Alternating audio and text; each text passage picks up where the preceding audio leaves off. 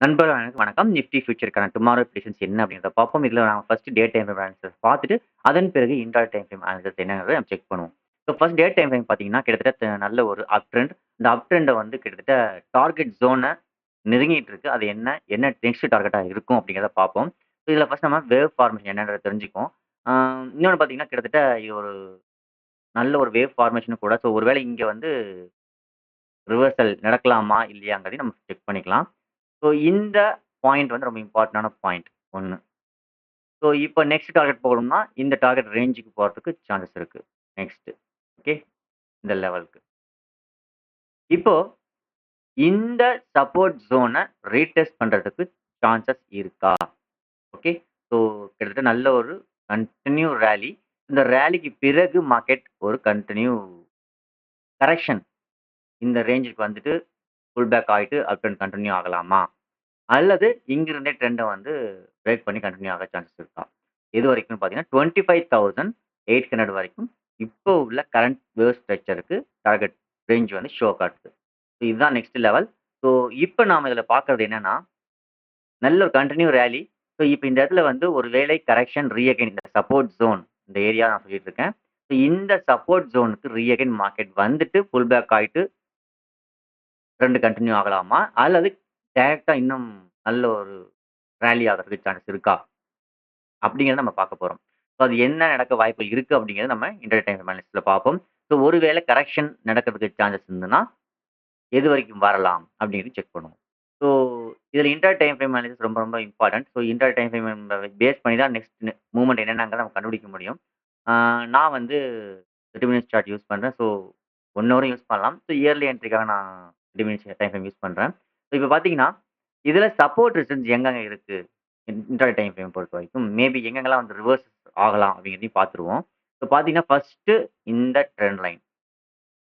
இந்த ட்ரெண்ட் லைன்ல மார்க்கெட் வந்து ரியாக்ட் ஆக சான்சஸ் இருக்கா? அதாவது இந்த இடத்திலேயே புல் பேக் ஆகிட்டு போகலாமா? Okay. So next point of வியூல என்ன இருக்குன்னு பார்த்தீங்கன்னா, ஆம் கிட்டத்தட்ட 25,160ன்னு வச்சுக்கோங்களேன். ஓகே. 160 இந்த ரேஞ்சு ஒரு சப்போர்ட் ஜோன். நெக்ஸ்ட் பார்த்தீங்கன்னா, வேற என்னென்ன இருக்கலாம்?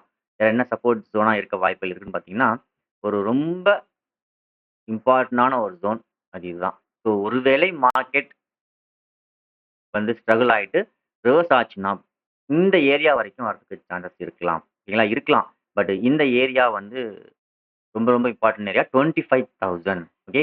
ஸோ இந்த லெவலுக்கு கீழ ஒருவேளை மார்க்கெட் பிரேக் ஆயிட்டு சஸ்டெயின் ஆயிடுச்சுன்னா, அகைன் வந்து ஒரு டவுன் ட்ரெண்ட் எதிர்பார்க்கலாம். பட் அது நடக்க வாய்ப்புகள் இருக்கா அப்படிங்கிறது தெரியல. பட் இந்த லெவலுக்கு கீழ தான் நமக்கு வந்து டவுன் ட்ரெண்ட நிர்ணயம் பண்றதுக்கோ, அல்லது அப் ட்ரெண்ட கன்டின்யூ பண்றதுக்கோ சான்சஸ் இருக்கு.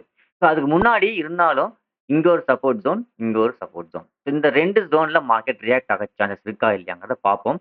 அது நாளைக்கு நம்ம எங்க ஓப்பன் ஆக போகுது, எங்க நடக்குது அப்படிங்கிறத வச்சு நம்ம டிசைட் பண்ண முடியும். ஸோ பார்ப்போம். இதுல என்ன நடக்க வாய்ப்புகள் இருக்குன்னு நம்ம ஒரு அசம்ப்ஷன்ல பார்ப்போம். மார்க்கெட் வந்து பார்த்தீங்கன்னா, கிட்டத்தட்ட வந்து இந்த ட்ரெண்ட் லைன்ல மார்க்கெட் ஒருவேள பிரேக் பண்ணி சஸ்டெயின் ஆயிடுச்சு அப்படின்னா, நெக்ஸ்ட் லெவலா வந்து பார்த்தீங்கன்னா, 25,000 வரதுக்கு சான்சஸ் இருக்கு. ஓகே. ஸோ ஒருவேள மார்க்கெட் இந்த லெவல்ல ட்ரெண்ட் லைனுக்கு கீழ சஸ்டெயின் ஆக முடியாம ஒருவேள மார்க்கெட் அகைன் புல் பேக் ஆச்சுன்னா, இங்க இருந்தே பிரைஸ் ஆக்ஷன் பிரேக் அவுட் ஆயிட்டு அகைன் ட்ரெண்ட வந்து கன்டின்யூ பண்றதுக்கு சான்சஸ் இருக்கு. ஸோ இந்த லெவல ஃபோக்கஸ் பண்ணுங்க.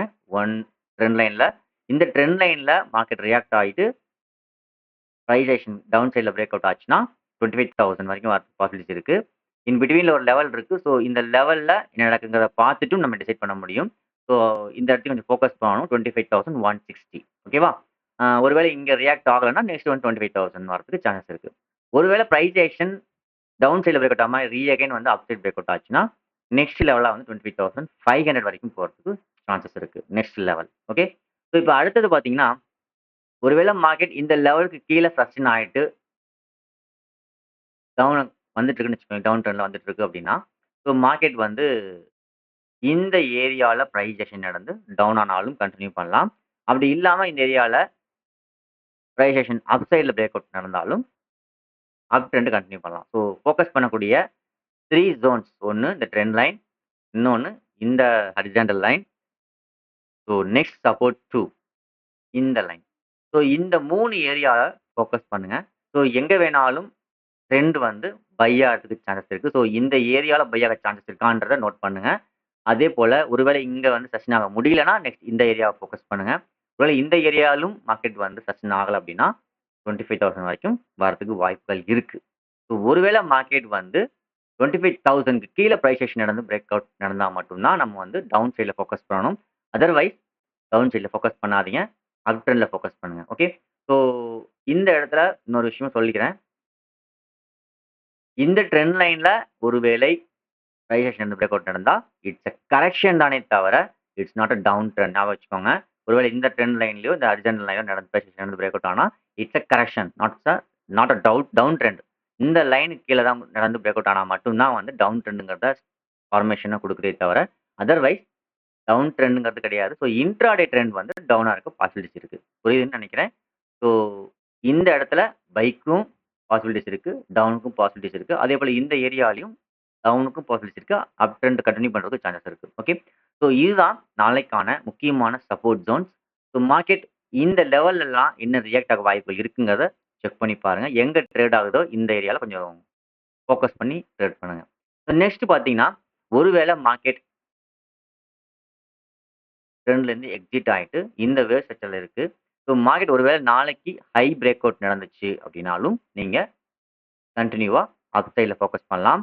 ஒருவேளை ஹை ஃபெயில்ட் ஆச்சுன்னா, டவுன் ஆகறதுக்கு சான்ஸ் இருக்கு. ஞாபகம் வச்சுக்கோங்க. ஸோ ஒருவேளை மார்க்கெட் இந்த ஏரியாலலாம் ரியாக்ட் பண்ணாம, ஒருவேளை கேப் அப் ஆயிட்டா, இந்த ஏரியால ட்ரேட் ஆயிட்டு இருக்கு அப்படின்னா, அப் ட்ரெண்ட்ல ஃபோக்கஸ் பண்ணுங்க. ஒருவேளை இந்த ஹை ஃபெயில்ட் ஆச்சுன்னா மட்டும் டவுன் சைட்ல ஃபோக்கஸ் பண்ணுங்க. ஓகே. இது நாளைக்கான வியூ. பார்ப்போம் நாளைக்கு மார்க்கெட் எங்கெல்லாம் ரியாக்ட் ஆக சான்சஸ் இருக்கு. இந்த சப்போர்ட் ஜோன்லயா?